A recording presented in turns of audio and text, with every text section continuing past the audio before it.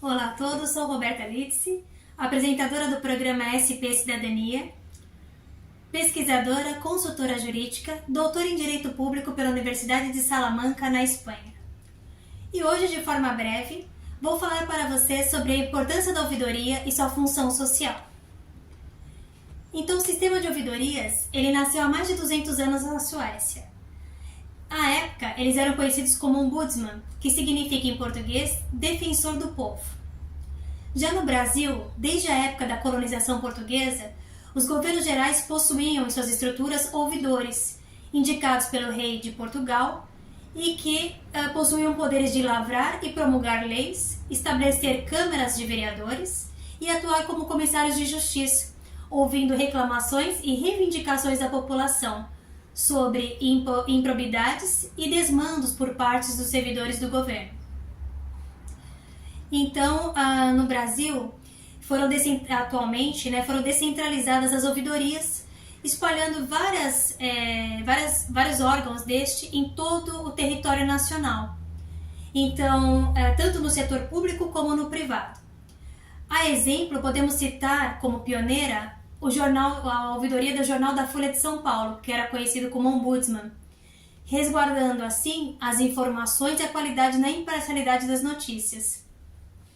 A ouvidoria, em sua compreensão atual, aquela que não se confunde com a época do Brasil colonial, estabelece um canal de manifestação do cidadão, configurando-se assim como um mecanismo de exercício de cidadania, procurando meios estratégicos de apoio à gestão e implementação de melhorias na qualidade e nos produtos e serviços ofertados aos cidadãos.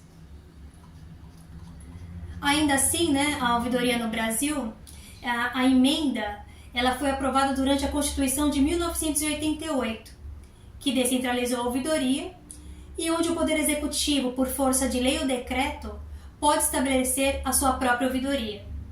Se fosse instituída apenas como uma ouvidoria geral, como se pretendeu no Brasil colonial, ela só se reportaria ao parlamento, ficando presa e longe do cidadão, o que politicamente não cumpriria o seu papel.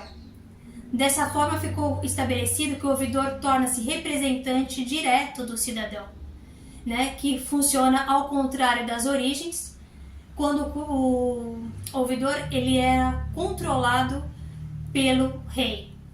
Hoje ele defende o cidadão e a pressão exercida sobre o ouvidor, ele identifica o bom ou mau serviço que está sendo ofertado ao cidadão, ou usuário público ou consumidor, ou seja, tanto na esfera pública como na esfera privada.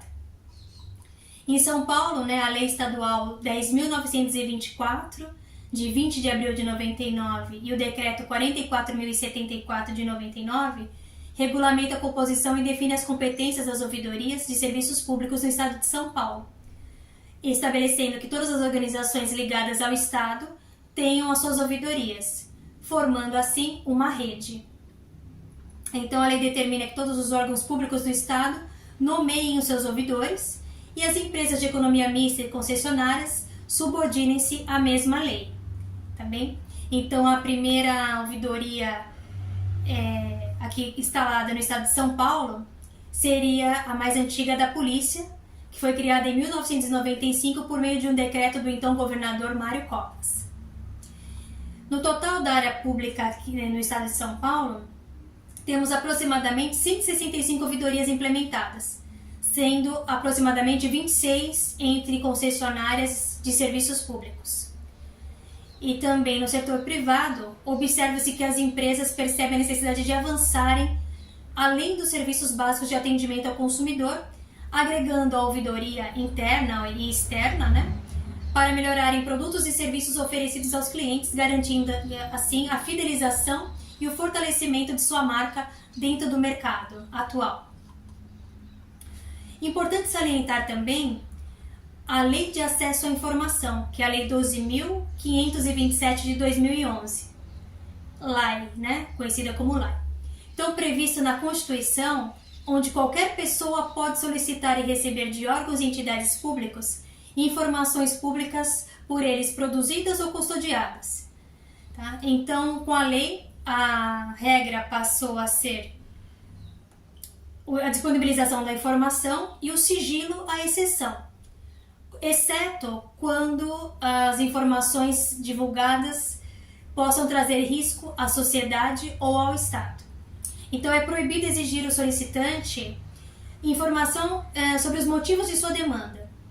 Entretanto, o órgão ou entidade público pode dialogar com o cidadão a fim de obter mais informações e entendimento do que foi solicitado, objetivando assim o esclarecimento da informação requerida, com fulcro no artigo 10, parágrafo 8º da Lei de Acesso à Informação.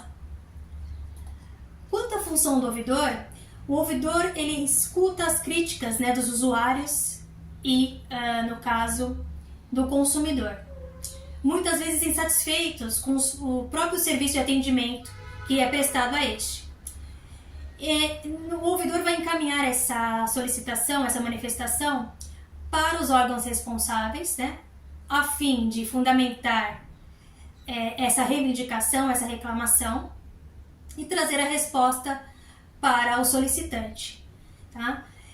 Para que as providências sejam tomadas, né, obviamente. Então, com o objetivo de melhorar esses produtos e serviços e principalmente a imagem da empresa, o ouvidor deve estar preparado para resolver a dúvida do cliente ou usuário público. Então, não pode acontecer o que acontece nas centrais de atendimento, onde, diante de uma manifestação, abre-se um longo processo para solucionar a demanda, né? Então, como já preceitua o ouvidor João Elias de Oliveira, o ouvidor ele personaliza o atendimento e é 100% responsável por garantir que esse problema seja resolvido. Ele atua como um advogado do cliente dentro da empresa.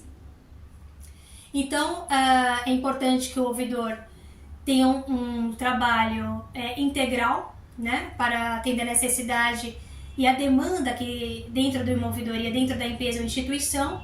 E ele deve receber críticas, elogios, sugestões, reclamações sobre produtos e serviços, apurando as manifestações apresentadas e propondo melhorias contínuas, né, de processos, mitigando possíveis conflitos.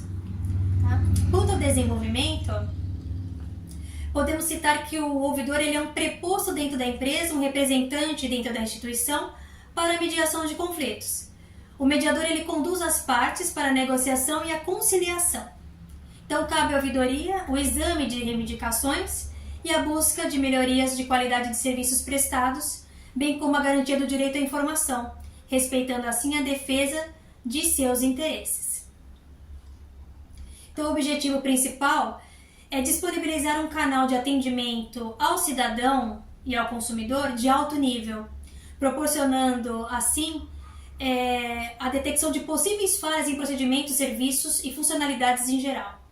Então, a busca pela excelência no atendimento deve ser uma premissa do ouvidor e da instituição, né? Sendo uma vantagem também competitiva quando se trata de uma relação comercial, com foco no relacionamento, não como um sistema meramente operacional, mas sim na busca de uma melhor estratégia de negócios e preservação da marca, seja na empresa ou da instituição pública, né? As ações da ouvidoria elas devem ser preventivas, corretivas e proativa também. É aquela que antecipa o problema, né, para corrigir possíveis falhas em procedimentos e nos serviços ofertados aos cidadãos e aos consumidores.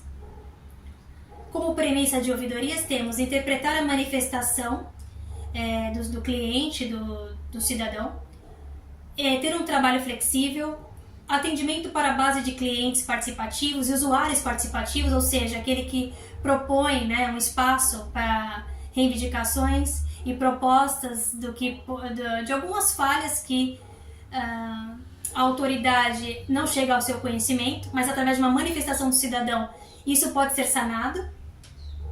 Tem uma identidade funcional e social, é um mediador de conflitos e deve tratar estatisticamente, né, as demandas que são recebidas dentro do órgão, né, competente.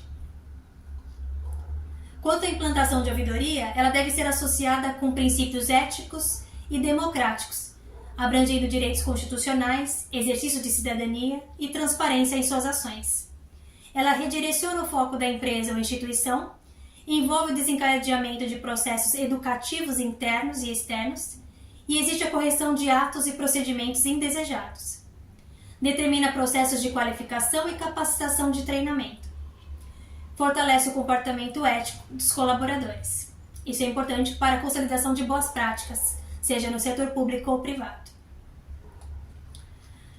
A função social da ouvidoria ela agrega valor tanto à empresa quanto à instituição, respeita e faz respeitar normas, procedimentos, leis, utiliza informações recebidas como instrumento de qualidade e melhoria de gestão e tem compromisso, novamente, reiterando, com valores éticos e com resultados. Como mecanismos para a solução de um conflito, o ouvidor utiliza de negociação, conciliação, transação, arbitragem e mediação. Quais são as vantagens da mediação? Ela abandona a cultura do litígio e estabelece a cultura do diálogo. Diversifica a solução do conflito, concede maior tutela com menor custo, propõe efetividade e universalidade. A mediação é uma forma de expressão de vontade para solucionar e prevenir conflitos. Então, o acordo é instituído entre as partes com o auxílio de um facilitador que viabiliza o diálogo com foco na solução desse conflito apresentado. É de suma importância que o ouvidor seja devidamente certificado, para que possa exercer a sua função com o devido rigor. A divulgação da ouvidoria ela pode ser feita via e-mail, malas diretas e outras ações. É importante que essa informação esteja sempre visível, para o cidadão usuário. A acessibilidade deve ser disponibilizados canais ágeis, eficazes e gratuitos para o cliente, tanto na esfera pública como na esfera privada, observando o horário de atendimento normalmente comercial e em dias úteis. A ferramenta utilizada para o registro das informações também devem ser bem aproveitadas para que gerem os relatórios precisos e estatísticos sobre as demandas que foram solucionadas dentro deste canal e apresentar assim a alta administração quando solicitado. Os prazos também para a resposta das demandas tanto ao cliente quanto ao usuário devem ser respeitados e quando seja necessária a dilação desse prazo, o cliente e o usuário devem ser informados de forma que a transparência e a integridade nas ações sejam expostas a esse usuário, ele tendo consciência de que seu processo está sendo tratado com responsabilidade e rigor. E quanto ao decálogo do ouvidor, disponibilizado pela ABO, podemos citar que, ao receber uma reclamação, este deve evitar conclusões precipitadas e intuitivas. Deve agir sempre com modéstia e sem vaidade. O ouvidor tem que aprender a ser humilde. Também manter o sigilo e a confidencialidade das informações. Isso é imprescindível. Ter autoridade para ser acreditado. Ser livre para agir com isenção. Não aceitar a intromissão de ninguém. Ser honesto e ter vida pessoal ilibada. Ter coragem para decidir. Ser competente para ser respeitado. E acreditar que seu papel é de ser representante do cidadão comum. Não uma procuração somente de fato, mas sim um sério compromisso na busca da satisfação do reclamante e do aperfeiçoamento do fato reclamado e da otimização da qualidade da instituição em que o ouvidor representa. E como já nos ensinou Aristóteles, a virtude moral é uma consequência do hábito. Nós nos tornamos o que fazemos repetidamente, ou seja, nós nos tornamos justos ao praticarmos atos de justiça, controlados ao praticarmos atos de autocontrole e corajosos ao praticarmos atos de bravura. Bem, espero que tenham gostado do conteúdo de hoje e aguardo vocês no próximo episódio com mais um tema relevante. Muito obrigada e até logo!